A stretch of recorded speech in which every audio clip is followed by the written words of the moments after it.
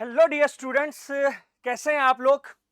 उम्मीद करता हूं आप बहुत बढ़िया होंगे। आपकी तैयारी शानदार चल रही होगी।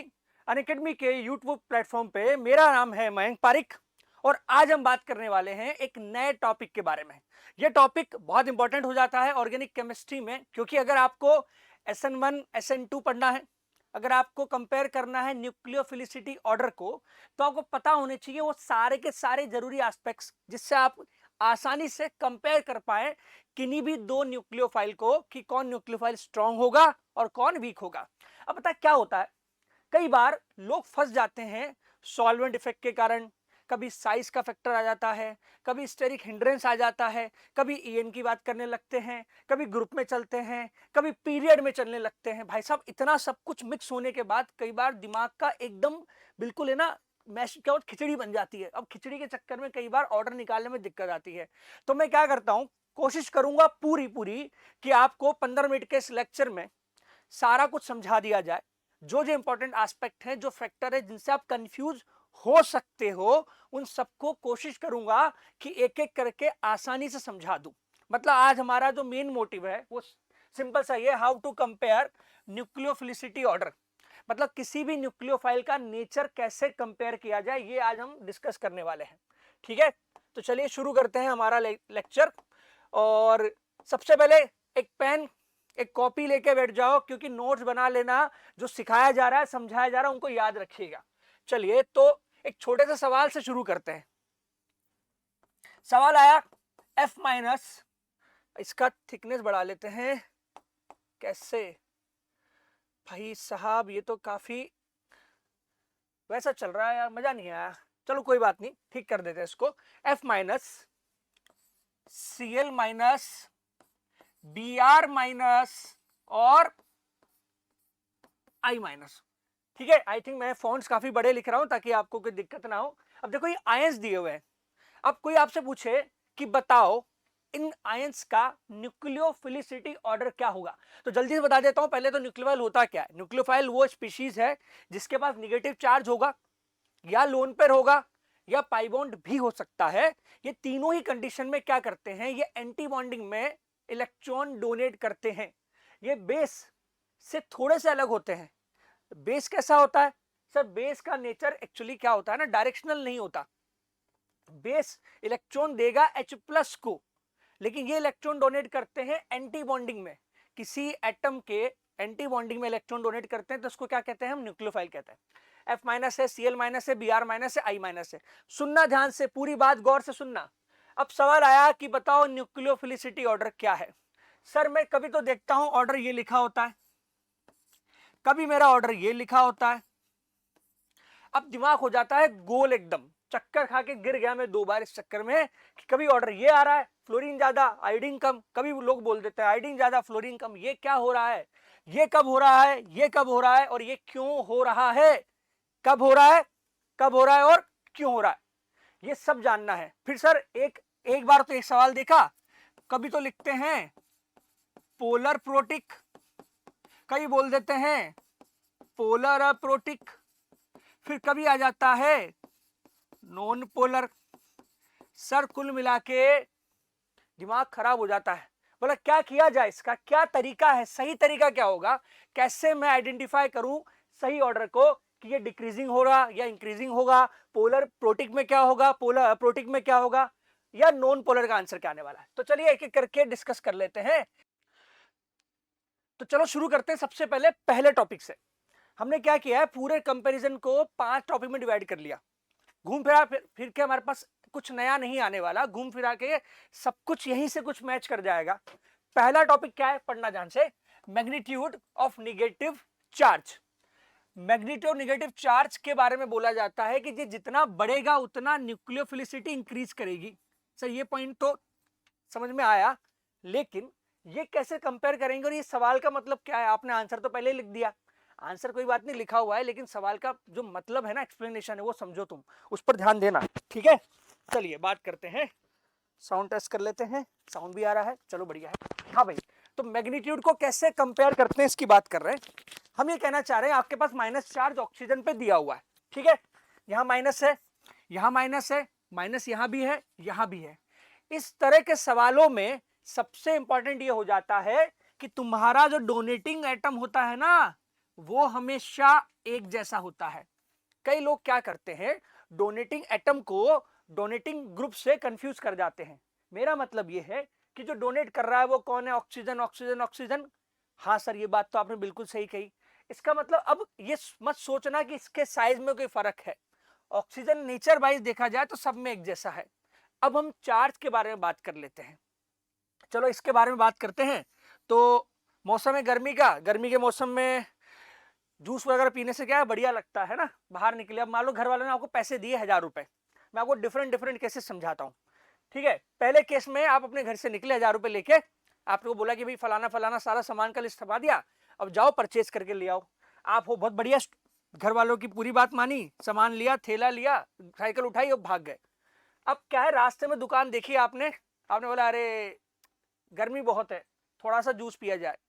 ठीक है, वहीं मिल गए तुम्हारे एक भैया। अब वो उनको देख के तुमको आइडिया आया, बोला क्यों ना भैया कोई बोलूं कि मेरे पास तो पैसे हैं कम और मैं अपने पैसों से तो नहीं पी सकता, तो उनको बताऊंगा ही नहीं, उनसे और एक्स्ट्रा ले लूंगा, उससे जूस पी लूंगा। बोलो ये बढ़िया आइडिया है। तो जो आर प्लस प्लस आई लगा रहा है ना, इस वजह से ओ माइनस पर चार्ज बढ़ गया। जैसे तुम्हारी पॉकेट में पैसे बढ़ गए, भैया से ले लिए 20-25 रुपए, 100 रुपए मांग लिए, 1000 रुपए तुम लेके घूम रहे थे, तुम्हारा तो फायदा हो गया ना। ये प्लस आई वाला केस हो गया। इसका फायदा किसको मिला, ओ माइनस को। उसका क्या बढ़ गया, निगेटिव चार्ज का मैग्नीट्यूड बढ़ गया। ये तो बढ़िया हो गया सर। अगले केस में आप फिर से घर से निकले, दूसरा केस मान लेते हैं, माइनस चार्ज अभी भी है, लेकिन अब मिले नहीं कोई भैया भैया, अब आपको ही करना पड़ेगा खर्चा अपनी पॉकेट से। 1000 रुपए का सामान खरीदने के लिए भेजा था, लेकिन सर मेरे से 200 रुपए खर्च हो गए। मैं कोई बात नहीं, हो गए तो हो गए यार, अब क्या ही बोलना है इसके बारे में, माइनस चार्ज। लेकिन अब क्या कर रहा है, रेजोनेंस में इन्वॉल्व है। अगर आपका माइनस चार्ज रेजोनेंस में इन्वॉल्व है तो इस रिंग पर यह माइनस चार्ज ऐसे अपीयर होगा। लेकिन इसका नुकसान भी तो हो गया ना भाई साहब। क्या हुआ, आपका माइनस चार्ज रेजोनेंस में चला गया, अब वो मैग्नीट्यूड में, अगेन मैं इसको अंडरलाइन कर रहा हूं, कम हो गया इसके रेस्पेक्ट में, इसके रेस्पेक्ट में। इसका मतलब नुकसान हो गया। अब इफेक्टिव शॉपिंग जो कर पाओगे ना, वो 800 की कर पाओगे, मतलब बहुत बढ़िया। अगला केस देखते हैं, दो इक्विवेलेंट आरएस लिखे हुए हैं। इसका मतलब क्या, ये भी समझा दिया जाएगा आपको। माइनस चार्ज फिर से रेजोनेंस में दिखाई दे रहा है, लेकिन ये वाला थोड़ा ज्यादा रेजोनेंस है। इसको समझाने के लिए एग्जांपल देता हूं। आप इस बार निकले, आपका दोस्त और मिल गया आपको साथ में। अच्छा जी सर, अब क्या हुआ, उसने बोला कि भाई मैं चलता हूं तेरे साथ मार्केट। अब आप दोनों चल रहे हो, दुकान अभी भी दिखी, मन अभी भी कर गया, जूस अभी भी पियेंगे, लेकिन अब खर्चा होगा डबल। क्यों, क्योंकि वो तो कुछ लेके नहीं आया, उसने बोला सीधी बात है तेरे काम से निकला हूं, पार्टी तेरी तरफ से। अब यहां पे क्या हो रहा है, रेजोनेंस जो है ऑक्सीजन का, माइनस चार्ज जो है वो इस पे भी जा रहा है, इस पे भी जा रहा है, माइनस चार्ज हो रहा है डीलोकलाइज। अब इफेक्टिव मैग्नीट्यूड और कम हो गया। ऊपर से अगर इक्विवेलेंट आरएस होते हैं, उस कंडीशन में नेगेटिव चार्ज का रेजोनेंस ज्यादा इफेक्टिव होता है। अगर रेजोनेंस इफेक्टिव है तो मैग्नीट्यूड क्या हो गया, और ज्यादा कम। तीसरा केस बहुत ही खतरनाक भयंकर, इस केस में तो घर से मारी पड़ेगी। बोला क्यों, बोला minus charge, negative charge, resonance. आप अब अकेले नहीं हो, ट्रिपलिंग करके जा रहे हो, दो लोग और आ गए। अब 3-3 लोग में जो 1000 का नोट था वो खत्म पूरा। घर पे पहुंचोगे कुछ नहीं मिलने वाला, घर वाले बोलेंगे सामान वाला सर वो तो आज तो नहीं आ पाएगा। आज तो क्या रेजोनेंस इतना ज्यादा हो गया, डीलोकलाइज हो गया ज्यादा। कैसा, क्या मतलब है डीलोकलाइज का, बोला इतना रेजोनेंस कर चुका है माइनस चार्ज कि उसको कहीं और इलेक्ट्रॉन देने के लिए कुछ बचा ही नहीं। अगेन वही वाली बात दोबारा बोलो, मैग्नीट्यूड ऑफ नेगेटिव चार्ज क्या हो गया, कम हो गया।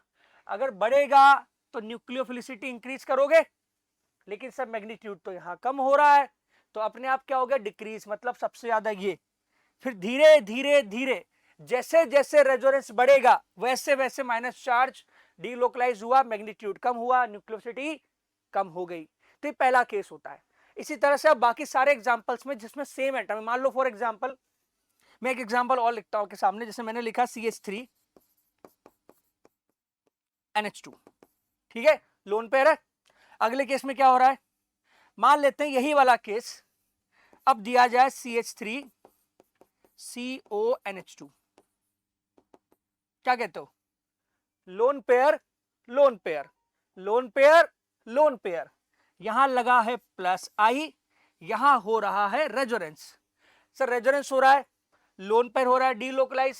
अगर डीलोकलाइज हो रहा है तो न्यूक्लियोफिलिसिटी का ऑर्डर निकालने बैठेंगे तो सर ऑब्वियस सी बात है मैग्नीट्यूड कहाँ कम हो रहा है, सर मैग्नीट्यूड तो यहाँ पे कम ज्यादा हो रहा है। अब ये लोन पे डोनेट करने की स्थिति में नहीं है तो ये आसानी से अवेलेबल नहीं होगा। तो कहाँ फायदा हुआ न्यूक्लियोफिलिसिटी का, पहले वाले केस में हो गया। कुल मिला के आपको देखना है कि अगर आपका माइनस चार्ज या आपका लोन पे डीलोकलाइज हो रहा है, उसका मैग्नीट्यूड कम होता जा रहा है, उस कंडीशन में आपको हमेशा न्यूक्लियोफिलिसिटी के अंदर ऑर्डर में वो पीछे दिखेगा। अगर ज्यादा है, कोई प्लस आई लग रहा है, कोई सपोर्ट कर रहा है तो बढ़ जाएगा। ठीक है, वो वाला केस जो आप बताते ना, आपको 1000 रुपए लेके निकले, भैया मिल गए, दोस्त मिल गया, जूस पी लिया, पैसे खत्म, पैसे बढ़ गए, वो वाला केस याद रखना। देखो फिर इसका अगला क्या आता है सर, अगला केस आता है स्टेरिक हिंड्रेंस का। सोचो, इमेजिन करो, एक मूवी आई थी मक्खी, अगर तुमने देखी हो तो। वो मक्खी मूवी में क्या होता है ना, वो ऐसे बदला लेने के लिए विलन से मक्खी बन के घूमता है, और ऐसे कहीं दीवार में कोई छोटा सा छेद है, वहां से निकल गया, खिड़की में से बोल्ट खोला निकल गया।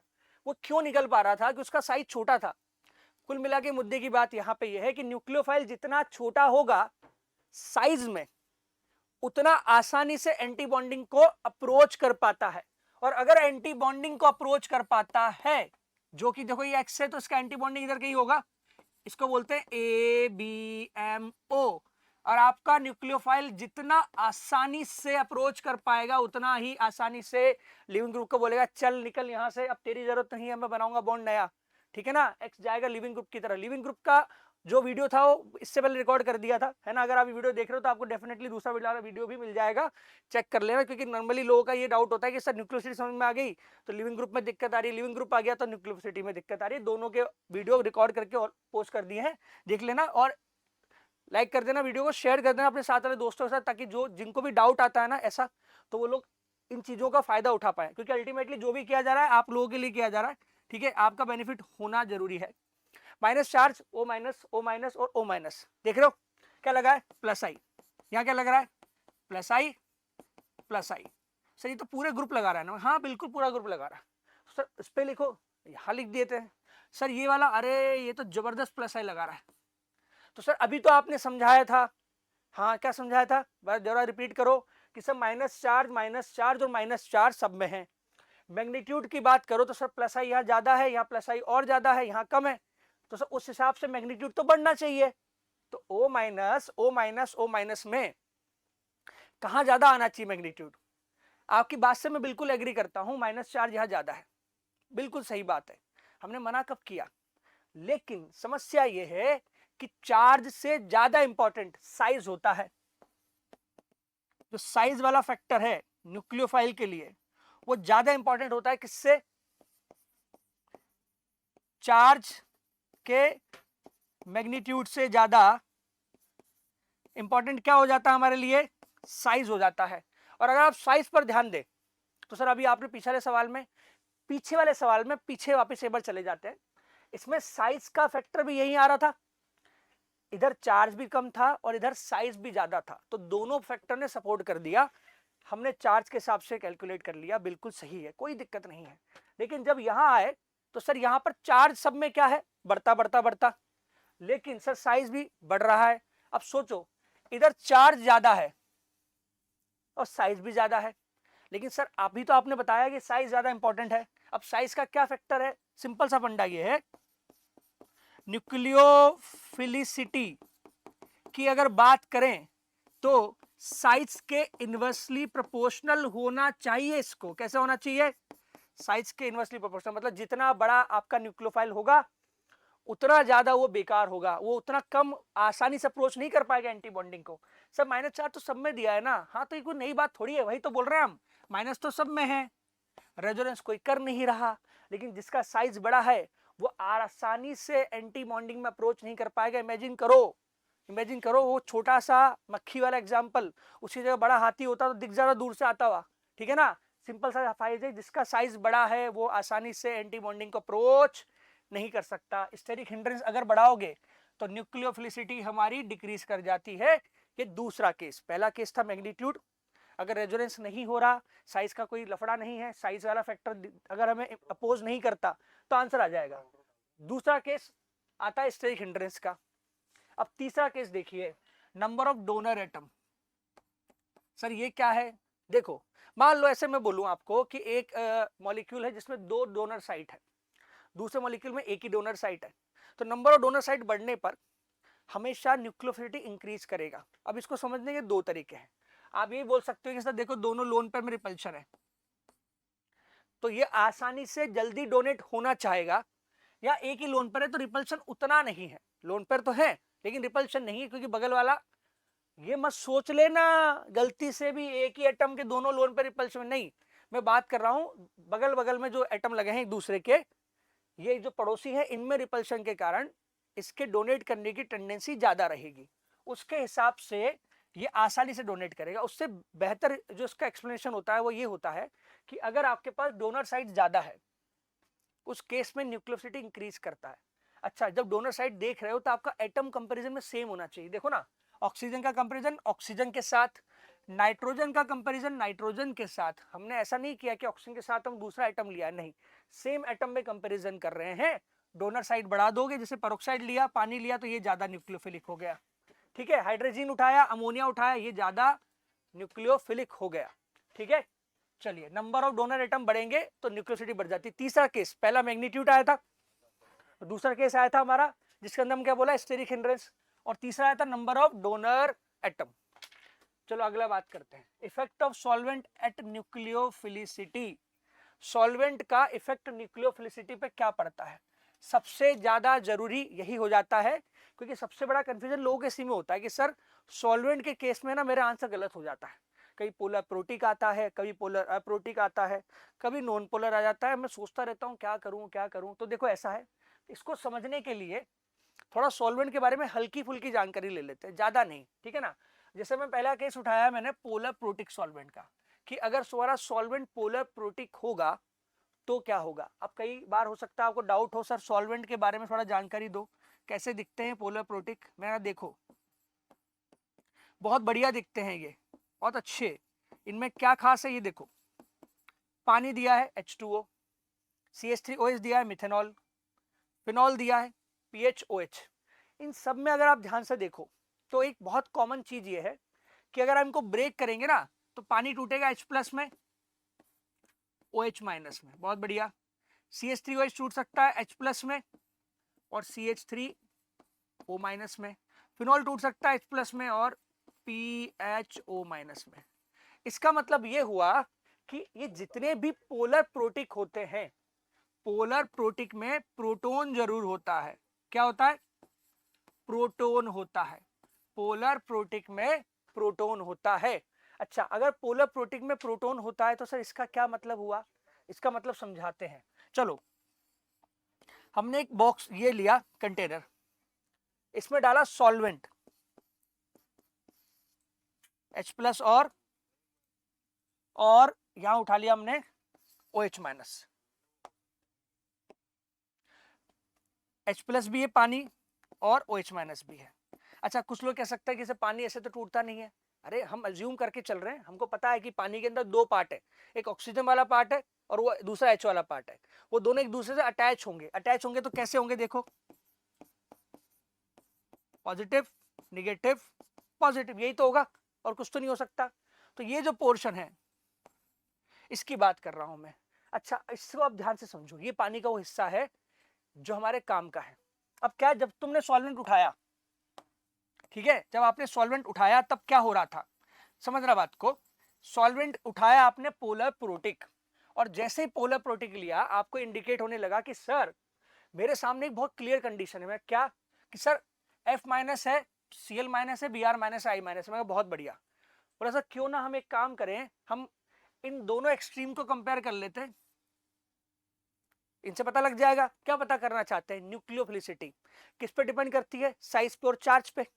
चार्ज बराबर है क्या, माइनस माइनस माइनस माइनस, लेकिन सर साइज का फर्क आ रहा है, फ्लोरीन से क्लोरीन, क्लोरीन से ब्रोमीन, ब्रोमीन से आयोडीन। तो मैं कह रहा इसका हिसाब से तो आंसर आ गया। बोला कैसे, बोला अभी तो आपने बताया था सर फ्लोरीन का साइज सबसे छोटा है, नीचे आ रहे तो आयोडीन सबसे बड़ा है, तो अगर फ्लोरीन से आयोडीन जाएंगे तो साइज किसका सबसे छोटा, फ्लोरीन। तो सबसे बढ़िया न्यूक्लियोफाइल किसको होना चाहिए, फ्लोरीन को। मैं कहा नहीं नहीं रुक जाओ, पोलर प्रोटिक थोड़ा सा गड़बड़ कर देता है। क्या गड़बड़ करता है, सुनना। अच्छा, ये गड़बड़ सबके साथ नहीं करता, ये किसके साथ यूज होता है, when donor atom of different size. ध्यान रखना भाई, अगर आपको कोई बोले कि एक पीरियड में रखे हैं, जैसे कार्बन रखा है C-, F-, OH-, NH2-, अब करो पानी के साथ कंपैरिजन पोलर प्रोटिक सॉल्वेंट में, बोलता हूं कुछ फर्क नहीं पड़ेगा। आप पोलर प्रोटिक ले लो, पोलर प्रोटिक ले लो, नॉन पोलर उठा लो, कोई फर्क नहीं पड़ता। क्यों? क्योंकि सर ये सारे के सारे एटम जो है ना एक पीरियड वाले हैं, एक पीरियड का साइज वैसे भी डिफरेंट नहीं है, तो कोई फर्क नहीं पड़ता। ये सारी समस्या, सारा बवाल कहाँ है? जब साइज डिफरेंट होता है। समझना बात को। जैसे मान लो फ्लोरीन को उठा के यहाँ रख दिया F-, और एक आयोडीन ले लेते हैं I-। ठीक है, अब देखो क्या होने वाला है। मैं ये एग्जांपल समझा रहा था आपको कि मैंने डब्बे में F- को भी डाल दिया और I- को भी डाल दिया, और अंदर क्या था? पानी। अब पानी इनके साथ क्या कर रहा है सोचो। पानी में क्या है? पानी के अंदर से पानी का स्ट्रक्चर देखो ऐसा कुछ है कि ये आपका पानी है, इधर डेल्टा पॉजिटिव है, इधर डेल्टा पॉजिटिव है, बीच में डेल्टा नेगेटिव है। बहुत बढ़िया यार, ये तो सही स्ट्रक्चर बना दिया। बोला सर इसमें क्या है, ये तो बहुत आसान सा था। मैं कहा रुको, अगर ये आसान सा स्ट्रक्चर बना सकते हो तो इसका यूटिलाइजेशन तो करो। चलो इसको नीचे शिफ्ट करते थोड़ा सा, मैं और जगह चाहिए होगी। मैं कहा सर ये लो, ये रहा हमारा F- और ये रहा हमारा I-। F- I-, साइज कैसे छोटा है? छोटा साइज है F- का। अब नियम में कहता है फजान रूल्स के हिसाब से कि हमारा जो F- छोटा है, I- से बड़ा, I- बड़ा है, तो जिसका साइज छोटा है उस पर चार्ज डेंसिटी ज्यादा। क्यों? साइज तो छोटा है लेकिन चार्ज तो बराबर है। चार्ज अपॉन साइज, साइज छोटा, चार्ज अपॉन साइज, साइज छोटा, तो इसका चार्ज डेंसिटी ज्यादा। तो क्या होगा, ये अपने पास बुलाएगा किसको? पानी को। बोलेगा भाई देखो ऐसा है, मैं हूं माइनस, ठीक है, और पानी के पास होता है H। बोला एक काम करो, अटैच कर दो लाके, सारे पानी के मॉलिक्यूल मेरे साथ जोड़ दो। कैसे जोड़ो? बोला ऐसे। बहुत बढ़िया, ये लाओ पानी और ले आओ जितना ला सकते हो।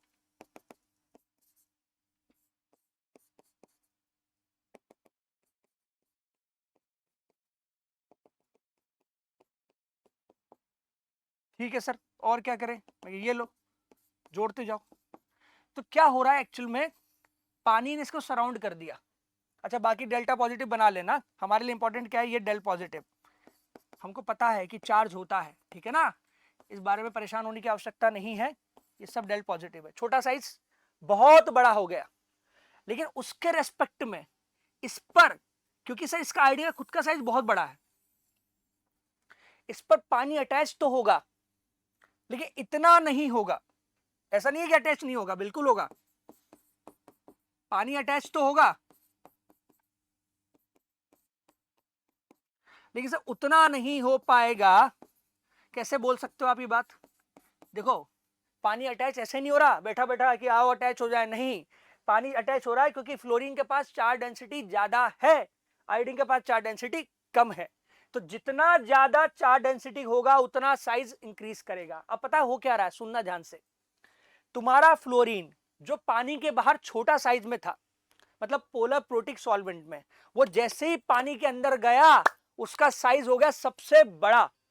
और I- जो सबसे छोटा था, सॉरी I- जो सबसे बड़ा था पानी के बाहर, अब उसका इफेक्टिव साइज क्या हो गया?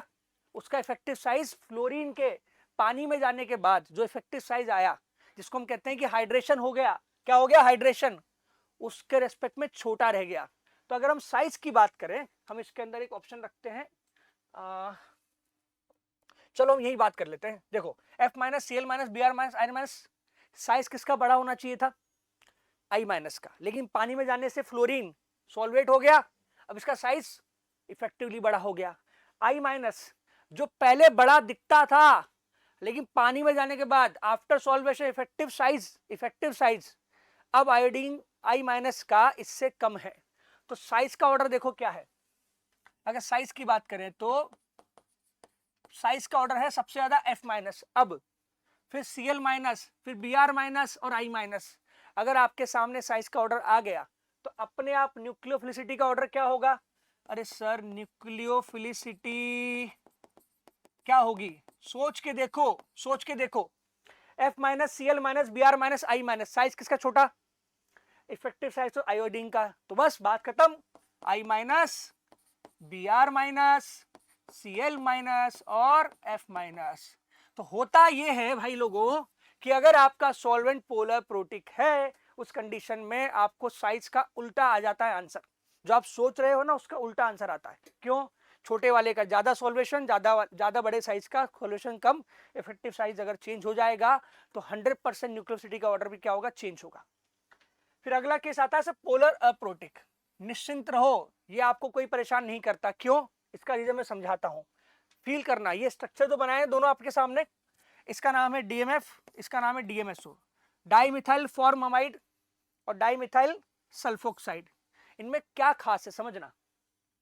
जैसे मान लीजिए मैंने स्ट्रक्चर आपके सामने बनाया, इसमें इंपॉर्टेंट चीज क्या है, देखो ऑक्सीजन दोनों में है, इसमें कार्बन इसमें सल्फर है, ऑक्सीजन पे delta negative because of EN value, अंदर कार्बन पे डेल्टा पॉजिटिव, सल्फर पे डेल्टा पॉजिटिव, पॉजिटिव चार्ज तो है, तो सर इस हिसाब से तो इसमें भी पॉजिटिव है, वहां H प्लस था तो क्या हुआ, यहाँ सल्फर पे प्लस है। बस अब तुम समझ गए, H छोटा साइज का है, ठीक है। ये चार्ज जो है वो इतना इजीली एक्सेसिबल नहीं है जितना H प्लस था, वहां प्रोटॉन होने के कारण आसानी से माइनस चार्ज का सॉल्वेशन पॉसिबल था। लेकिन यहां प्लस वाले जो साइज है ना, जो प्लस वाले एटम है, ये इजीली अप्रोचेबल नहीं है, एक्सेसिबल नहीं है, ये आसानी से माइनस के साथ जुड़ नहीं पाएंगे। माइनस चार्ज तो लगा है ना, हाँ तो माइनस तो रिपल्शन ले जाता है। सारी लड़ाई किस बात की थी, इसकी चार्ज के कारण। बोला ये चार्ज नहीं मिल पा रहा ना, इसलिए हम बोल सकते हैं। एग्जाम्पल समझो, देखो यहाँ क्या लिखा है, K प्लस, प्लस को किसने घेरा, ऑक्सीजन के माइनस माइनस माइनस माइनस ने, जो आपको यहाँ दिख रहा होगा, दिख रहा, तो सही ये तो प्लस जुड़ गया।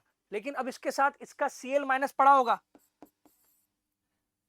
KCl होगा या KBr होगा या Ki होगा, ठीक है, या KF होगा। तो ये जो Cl माइनस या Br माइनस या I माइनस जो हैं, इनका इफेक्टिव सॉल्वेशन नहीं हो पाएगा, not effective solvation due to what, very less accessibility, accessible नहीं होने के कारण। आई बात समझ में, due to size and del positive charge, क्योंकि ना तो चार्ज ज्यादा है और साइज ऊपर से बड़ी है, तो आसानी से अटैच नहीं हो पा रहा, इस वजह से। फिर हम पीछे आते हैं वापस, जब तुम डब्बे में जिसमें तुमने डाला है DMSO, जो कि एक क्या है, पोलर तो है लेकिन अप्रोटिक है, ऐसे सॉल्वेंट के साथ अगर आपने F माइनस यूज किया या आपने I माइनस यूज किया, तो F माइनस या I माइनस का साइज क्या है, अलग अलग। F माइनस का साइज, फिर Cl माइनस, Br माइनस और I माइनस, साइज का ऑर्डर कैसे निकालोगे, साइज का ऑर्डर देखो, सबसे बड़ा साइज सर इसका है। ये सॉल्वेंट में डालने से पहले की कंडीशन, मैं कहता हूं सॉल्वेंट में डालने के बाद भी यही है। क्यों? क्योंकि इनका सॉल्वेशन ही नहीं हो रहा, नो सॉल्वेशन। अगर सॉल्वेशन नहीं हो रहा तो पहले हो या बाद में हो, कुछ नहीं होगा। अगर साइज का ऑर्डर ये है सर, तो न्यूक्लियोफिलिसिटी, फिलिसिटी, इसका ऑर्डर क्या होगा, बोला उल्टा। उल्टा क्यों सर, सीधा होना चाहिए। अरे साइज का उल्टा, साइज ये है तो F माइनस सबसे ज्यादा, फिर Cl माइनस, Br माइनस और I माइनस। इस तरह से आप आंसर निकालते हो। सर ये तो हो गया polar protic. Polar protic, non polar, non polar में सॉल्वेशन होता है क्या, नहीं होता ना, तो जो साइज का ऑर्डर है उसका उल्टा आंसर आएगा। साइज अगर नहीं, अगर बराबर दी गई है, मतलब अगर आप पीरियड में बात कर रहे हो, तो फिर आप वहां पे क्या देखोगे, वहां इलेक्ट्रॉन डोनेट करने की टेंडेंसी देखोगे, चार्ज देखोगे, चार्ज का मैग्नीट्यूड देखोगे, ठीक है ना। चलिए फिर आगे बात करते हैं, ये वाला बात हो गया। अब एग्जांपल देखो, polar protic, polar protic, polar protic में सॉल्वेशन होता है, तो जिसका साइज बड़ा उसी का न्यूक्लियोफिलिसिटी ज्यादा, क्योंकि पानी में जाके Cl छोटा हो जाएगा फ्लोरीन से। ऑक्सीजन सल्फर में सल्फर का साइज बड़ा, लेकिन पानी में जाके छोटा हो जाएगा, और छोटा वाला माइनस चार्ज ज्यादा न्यूक्लियोफिलिक। सर नाइट्रोजन और फॉस्फोरस, अगेन फॉस्फोरस का साइज क्या है, बड़ा, पानी में जाके छोटा हो जाएगा, नाइट्रोजन उसके एस्पेक्ट में बड़ा हो जाएगा साइज में, ठीक है। फिर सब पोलर अप्रोटिक, अप्रोटिक में क्या नहीं होता, सॉल्वेशन नहीं होता, मैं बिल्कुल नहीं होता। तो O F minus C L minus में सर जो छोटा है वही तो, कौन छोटा है, एफ माइनस। तो ऊपर क्या हुआ था, ऊपर तो सॉल्वेशन के कारण साइज उल्टी हो गई, एफ माइनस बड़ा हो गया, सी एल माइनस छोटा हो गया, इसलिए आंसर उल्टा हो गया था। O minus S H minus, again छोटा साइज किसका, ऑक्सीजन का। नाइट्रोजन फॉस्फोरस किसका साइज छोटा है, नाइट्रोजन का। तो साइज का फैक्टर काम कर रहा है और साइज पर फर्क पड़ जाता है सॉल्वेंट का, सॉल्वेंट घुमा फिरा के साइज को बदल देता है, ठीक है। हाँ जी, मेरी बात समझ में आ रही है आप लोगों को, बहुत बढ़िया। चलिए फिर आगे बात की जाए एक छोटे से एग्जांपल से, और इस लेक्चर को हम लोग यहीं पे फिनिश करेंगे आई थिंक, क्योंकि डिस्कशन वाला पॉइंट जितना भी था जिससे आप आराम से सवाल सॉल्व कर सकते हो चुका है पूरा। अच्छा, फिर एक पॉइंट आता है कि सर मुझे कभी कभी डाउट हो जाता है कि मैं साइज को देखूं या चार्ज को देखूं, कब साइज बदलेगा कब नहीं बदलेगा। तो देखो, साइज फैक्टर को कब कंसीडर करना है,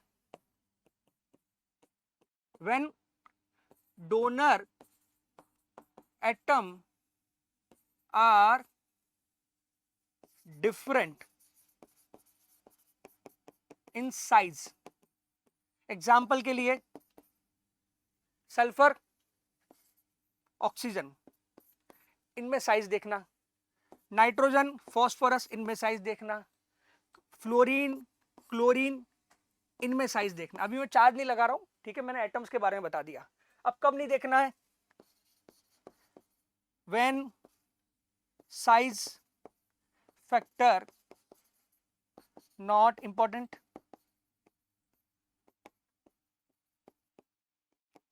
सेम पीरियड। लाइक जैसे कार्बन आ गया, नाइट्रोजन आ गया, ऑक्सीजन आ गया, फ्लोरीन आ गया, ये तो एक परिवार के सदस्य हैं भाई, एक एक पीरियड में तो रहते हैं चुपचाप। तो यहाँ साइज का फर्क पड़ेगा क्या, नहीं पड़ने वाला। तो यहाँ साइज नहीं देखे तो क्या देखें, यहाँ पर इलेक्ट्रॉन डोनेट करने की टेंडेंसी देखो, यहाँ चार्ज देखो, चार्ज का मैग्नीट्यूड देखो, ठीक है ना। तो ये सब था डिस्कशन का आज का पॉइंट। तो आई होप आप सभी को ये चीज समझ में आई होगी। और इसी के साथ मैं कहूंगा कि जिन मुश्किलों से भाग जाना आसान होता है, हर पहलू जिंदगी का इम्तिहान होता है, डरने वालों को कुछ नहीं मिलता जिंदगी में, लड़ने वालों के कदमों में जहान होता है।